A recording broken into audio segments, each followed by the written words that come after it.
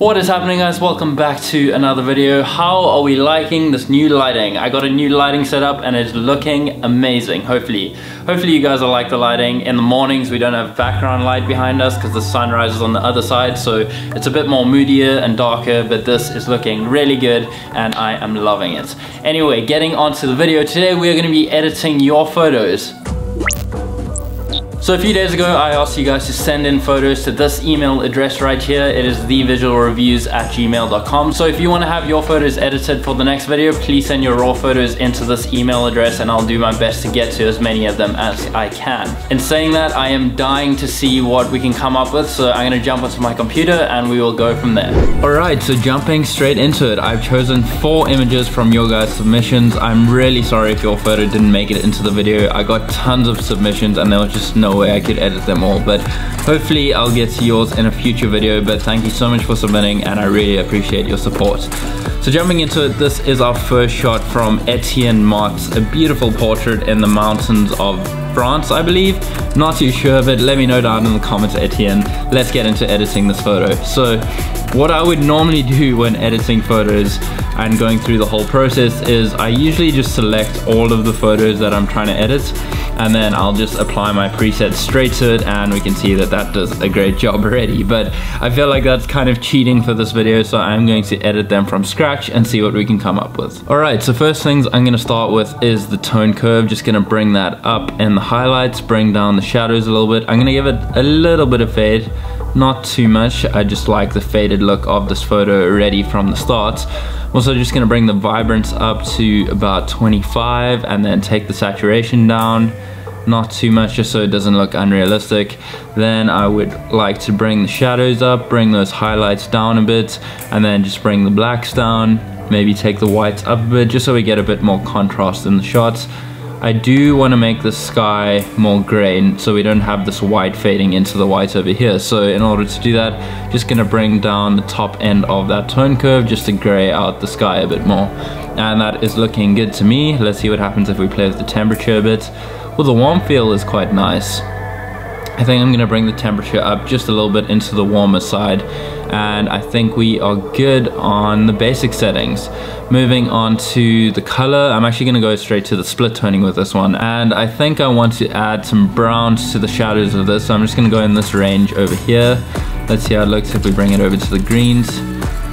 I think that is looking good over there. We don't want to go too much with it, and then I'm also going to put some blues in the highlights just to balance that out, give it a cooler feel in the highlights. That is looking very nice already. If I put it side by side, we can see that it's just bringing a bit more life to the picture, making the colors pop. And in saying making the colors pop, I'm going to come over to the HSL sliders over here, just bring that yellow up. Let's see what it looks like if we put it more into the orange side or the greens. I think I'm gonna leave it a little bit more into the orange side, and that looks good to me. The greens as well, bringing it over just into that yellow side. I don't know if there is many greens in this photo, very little bit, but that is looking good from my side. These purples in the mountains, I think I just want to change them to blue instead, just to have a solid color instead of a patchy mountain. So that is looking good. As for the blues, I generally like to desaturate blues in my shots, but I'm not going to do this too much because we don't want to lose all of the color. But that looks good to me and I'm happy with that.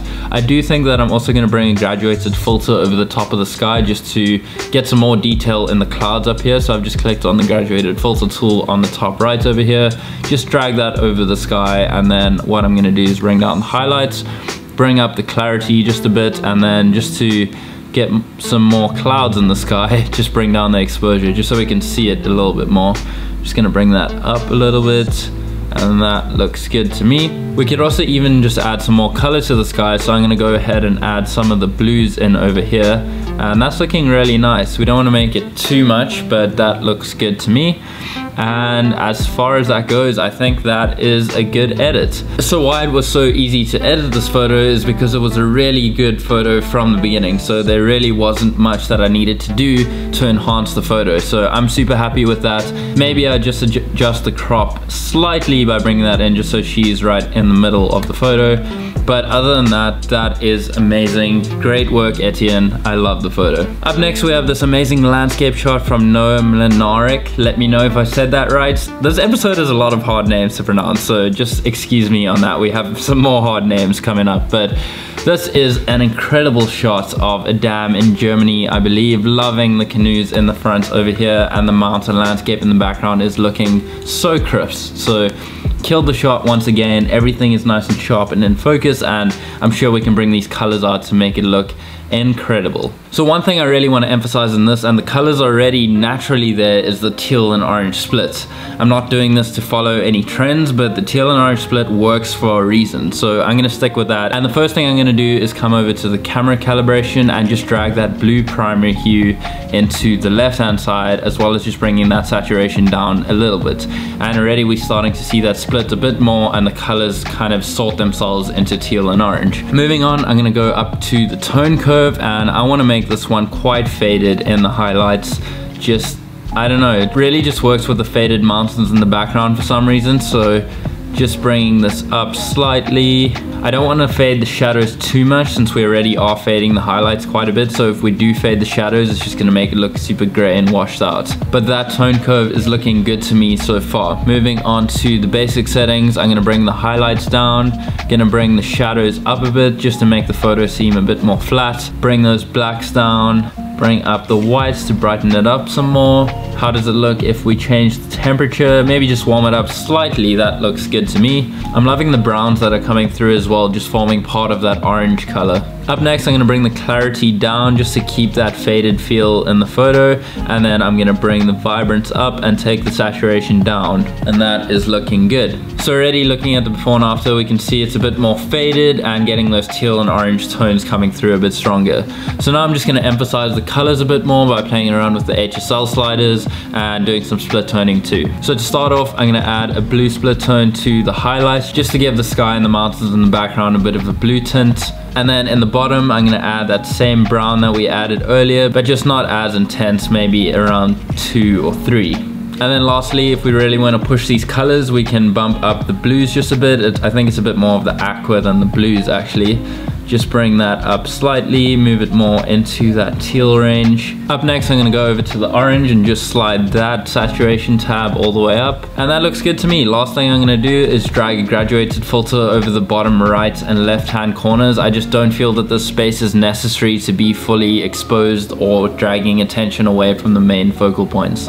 So I'm just gonna drag that over the bottom right corner and just bring that exposure down ever so slightly, just so it doesn't distract our attention. And I'm gonna do the same thing on the right hand side over here, just so we get the same effect. So there we go, that is the before and after. I am super happy with that, and Noah, you have done a great job. So up next, we have this awesome tropical drone shot from Brad Farquharson. Again, let me know if I said that correct. Another difficult surname, but getting straight into the edit, you already have the colors naturally here, naturally popping. So I think it's just gonna be very minor adjustments when it comes to this one. I'm gonna start off with the vibrance, just making those colors pop even more, and then going over to the tone curve. I don't think there's too much we need to do, because otherwise it's just gonna make the photo seem a bit too unrealistic. Already that vibrance is starting to pop a bit too hard as soon as I touch the tone curve, but that is looking good to me so far. We are gonna go with that, and already like there's not that much more I need to do to it. But if we do want to take it a step further, I'm gonna bring the highlights down. Let's see how it looks if we bring up the shadows. That looks good to me. Again, if you wanted to go with that teal and orange split, you can come over to the yellows and just drag that slider all the way into the orange as well as the greens, but I don't think we really need to do that. I actually really like the greens that we have already in the original shot. So I'm gonna leave it at a green, maybe just bring it a little bit over into the orange side at around -7. Other than that, I don't think you really need to do much more to this photos. There are some photos that once you've got the composition, the lighting, and just everything right with the shot, it is really quick and easy to edit. So always make sure that you're getting the best possible photo you can get when shooting, so that editing becomes way easier. This is a perfect example for that. Up next, we have this really cool lifestyle travel shot from Ryan Bourne. To start, I'm really loving the color in the clouds over here, so I think I really want to emphasize that. So I'm going to bring up the vibrance And then I want to see what happens if I move the slider a bit more over into the warmer section, just to brighten up these oranges over here. And then what we can do is come over to the orange slider and just push those oranges and yellows to the max, and we'll see the color start to pop. I am gonna add in my tone curve as usual though, bring down those highlights, then coming over to the basics, bringing down the highlights as well, bringing up the shadows, not too much because he is naturally silhouetted. And then I think I'm gonna bring the yellows more over into the orange side. That is looking really cool. We could also even play with the blues a bit just to get the color we want. Liking that. Just desaturate those blues a little bit, and already that is looking amazing. We can also drag a radial filter over the skies over here and just bring a bit more clarity into that, just to make it really pop and stand out. I am gonna add a lens correction just because there's quite a lot of vignetting, as we saw just by clicking that on and off. It does make a big difference to the photo already. But then I think I will bring just a little bit of vignetting in, but not as much as there originally was in the photo. Up next, I'm gonna add a warm split tone to the highlights and a cool split tone to the shadows. And then one thing you could do just to take this a step further is add a lens flare to the sun over here. So I've just gone onto Google Images and found a cool lens flare. So I'm just gonna copy that image, come over to Photoshop, paste that on there, just increase the size a little bit, drag it over to where the sun would be, hit enter on that, and I'm just gonna change the blending mode to screen. And we can see how that nice warm glow is coming through there. But other than that, I am happy with this photo, happy with the edit. Thank you again so much, Ryan Bourne, for your submission. Damn guys, that was amazing. You guys are killing the photo game. I really enjoy editing your photos so much. It's just like a new eye for me. It's like a third eye, if I had to have like an Illuminati third eye, just seeing the world from a different perspective. It's just so cool to see your guys' perspective. Guys'? I feel like that's not a word. I feel like a geyser is something else, but anyway, it's really cool to see it's really cool to see your perspective on the world, your creative view, and just mix that with my own creativity and editing style, and we've come up with some really amazing results. So I want to give a massive thank you to you guys for submitting. If you do want to be featured in the next one, please send your raw photos to thevisualreviews@gmail.com, and hopefully we can get onto editing your photos as well. In saying that, I'm going to leave this video here. I hope you guys did enjoy it. If you did like the video, please leave a like. If you're new to the channel, hit the subscribe button. And in the meantime, remember to stay weird, don't die, and make it happen. I'll see you guys in the next one.